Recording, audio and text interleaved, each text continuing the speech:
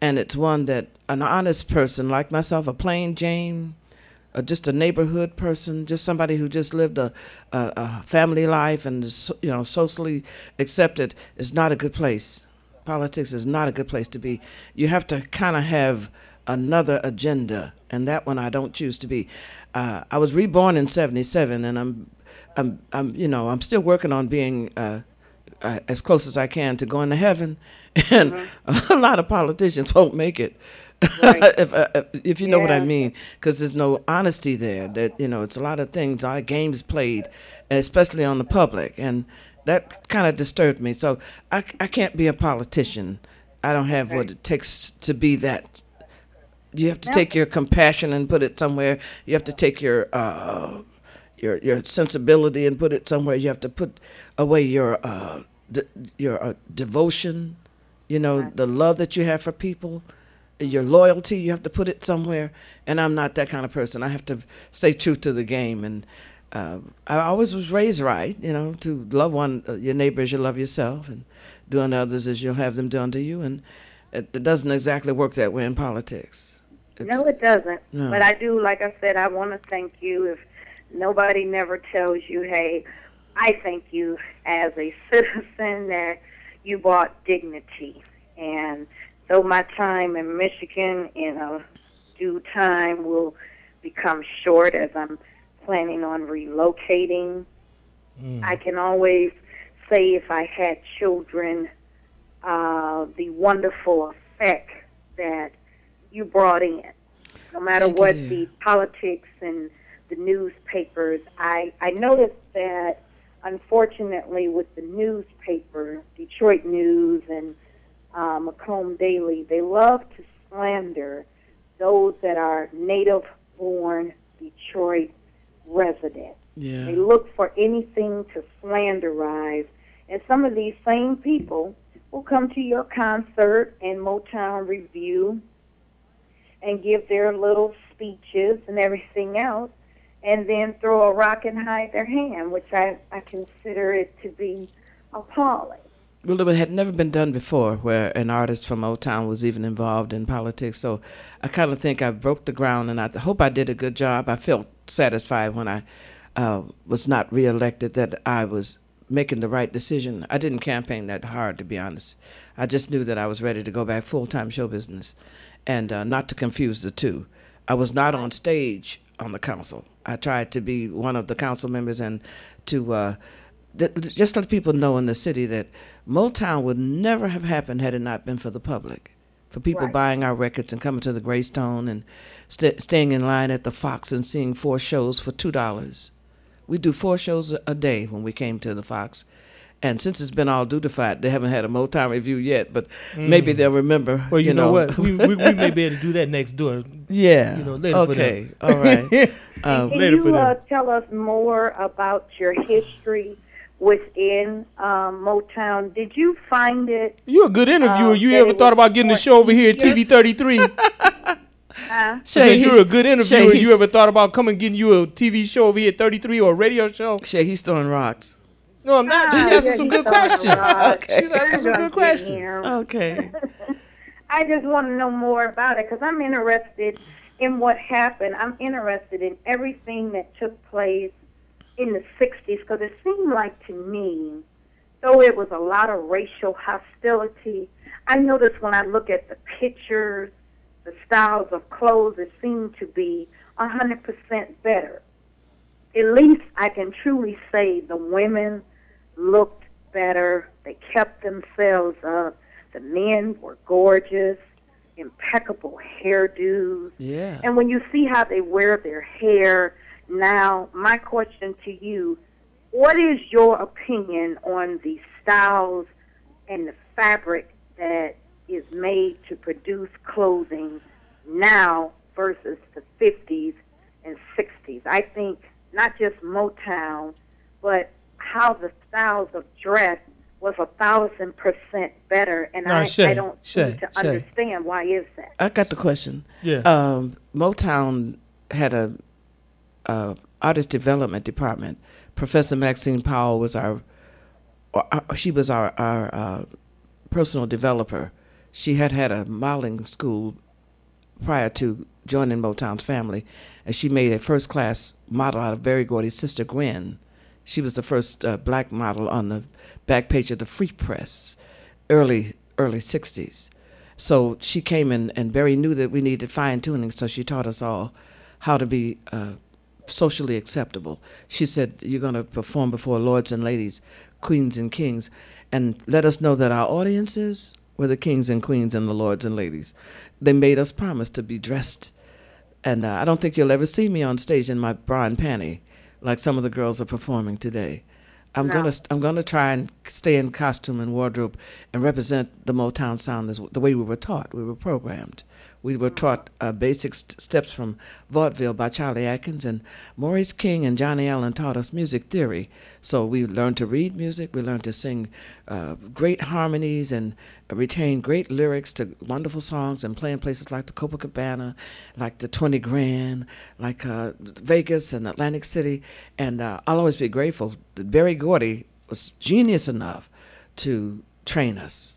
So we're trained, we're taught. We emulate the girls that used to sit at the bar at the 20 Grand. And you would say they were ladies of the night, but we had some of the sharpest ladies that sat at that bar at the 20 Grand, and we sort of styled our clothing after them. They were and I best agree. dressed. I found out that you sew. Is that correct? Oh, yeah. and can you tell me, when I look at the pictures, I look at the hairdos because I'm into hair. I'm fascinated with hair. I see, and correct me if I'm wrong, it was no weaves out. It was a wigs, but it was no weaves. Everybody had their own hair. Is that correct? Except for little hair pieces, things like that. We progressed. 90% they had their own hair. We progressed. When we first started traveling, we wore our own hair. And we would have a problem trying to keep heat on our hair because it breaks. You can't really put heat on your hair every day. So that called for the little hair pieces that we started adding. There were no such thing as weaves in the 60s, not for us anyway. I'm sure they had the method, but it wasn't open to blacks.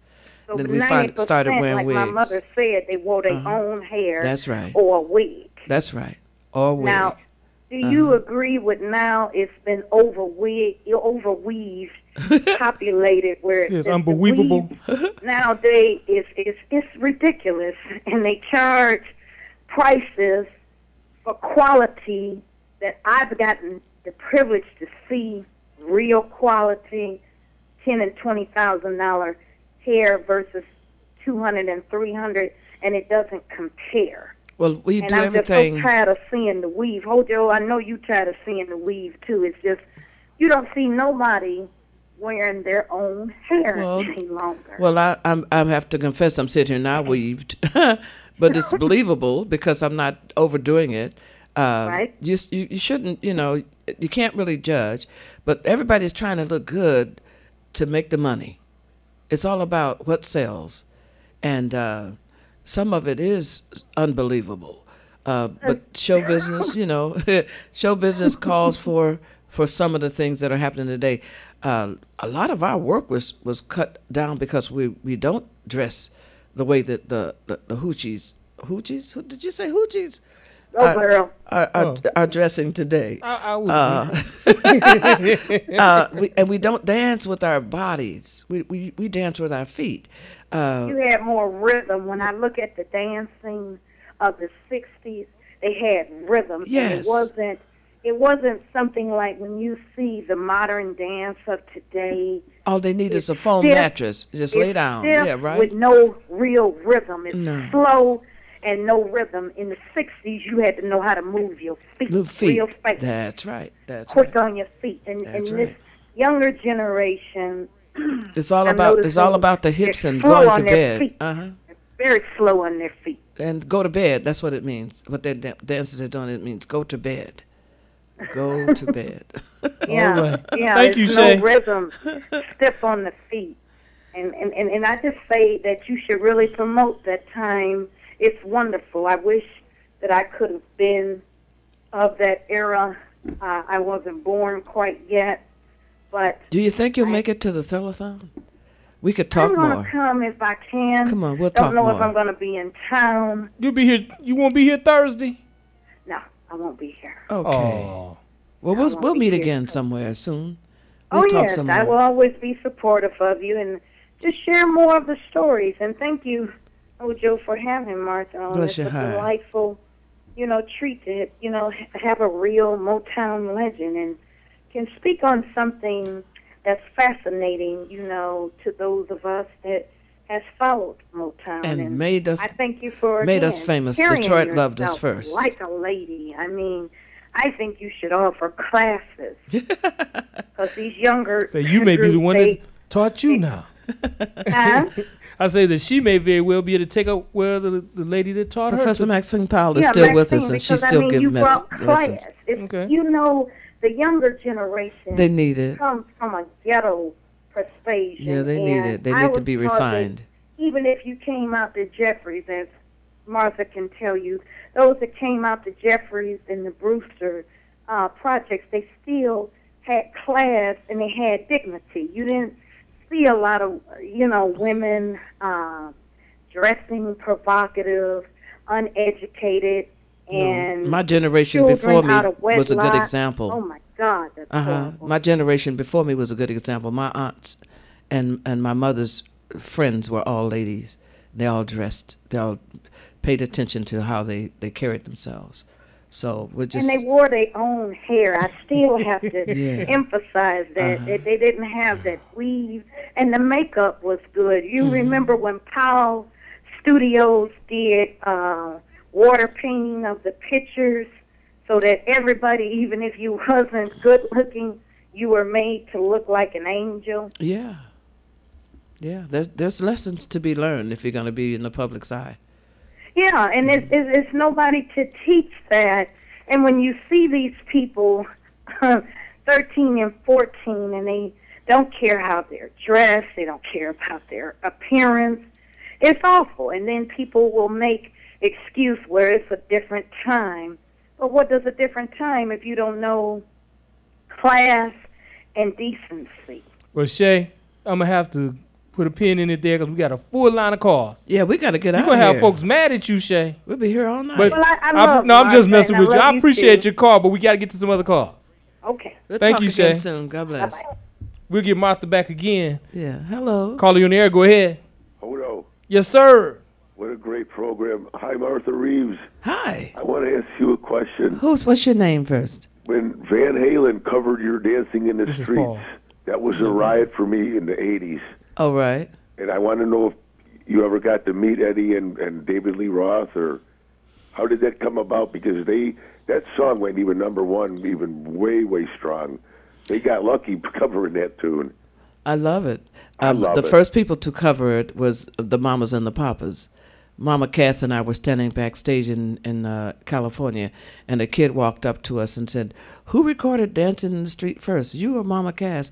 And she looked like she's about to hit that kid. She says, "How dare you not know that Martha Reeves was the first to record that song?" Not only has Van Halen and David Lee Roth recorded it, but the Grateful Dead, The Who, Brenda Lee, Everybody does it. Dusty The Van Halen one was- Springfield, yeah. Neil Diamond. And Yeah.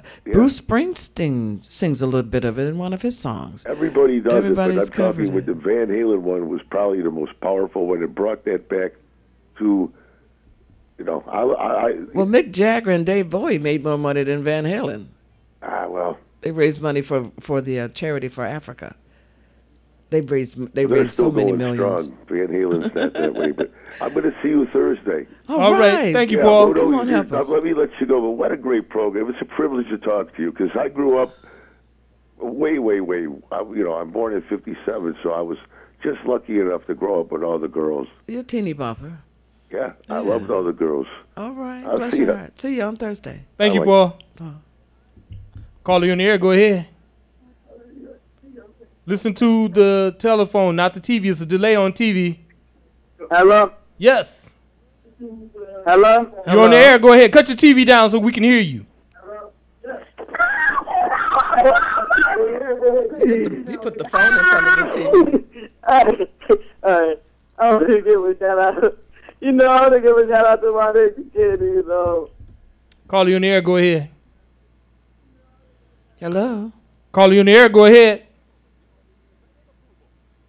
Yes, hello. Yes, speak up for me, please. Yes, hello. How you doing, Miss Reed? Good morning.